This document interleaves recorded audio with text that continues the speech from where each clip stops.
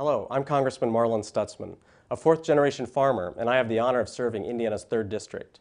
Across the country, from small towns to inner cities, too many of our fellow citizens feel like the American dream is out of reach. Our economy just isn't creating enough jobs. More than 10 million Americans are unemployed. Last month, roughly 350,000 Americans, a little more than the population of Tampa, Florida, stopped looking for work. Healthcare premiums have gone up, and millions of families have lost their insurance because of the new healthcare law. But Americans don't need to read another jobs report to know that our economy is struggling. For the past 5 years, they've lived it. They've spent sleepless nights worrying about rent checks, car payments, and student loans. They've made that long walk to the mailbox, running through the numbers to cover the next round of bills, and after checking homework, they've combed through job listings. This isn't new, it's daily life. But every morning, these men and women wake up with a determination and a purpose. Like all of life's best things, the pursuit of happiness isn't easy. That's something I learned growing up on the farm, and something Americans have always believed.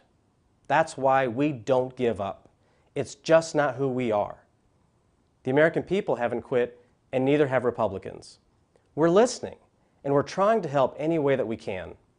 In the House, we've passed dozens of good common sense jobs bills.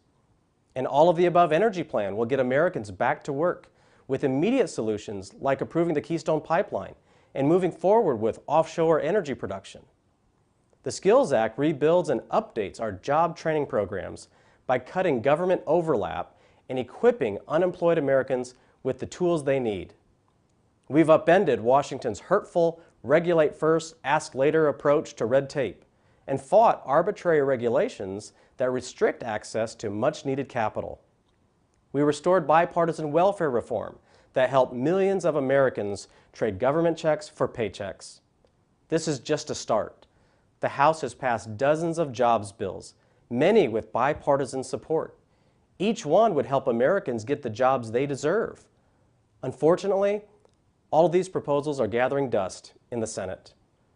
President Obama's latest slogan is a year of action, but his administration and his party's leaders in the Senate are sitting on the bench. They seem to have surrendered to a new normal of high unemployment.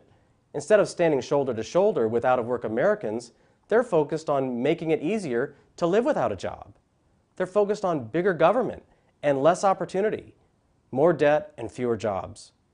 That might sound good in Washington, but back home, that's not the American dream folks are chasing.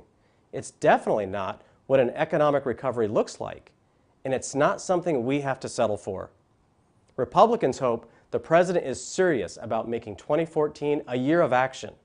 It should start by giving each of these jobs bills an up or down vote in the Senate. Mr. President, the American people haven't backed down, and neither can we.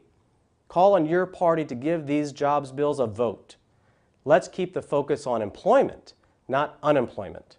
Let's do what Americans have always done and pull together towards better days and a more prosperous future. Thank you for listening.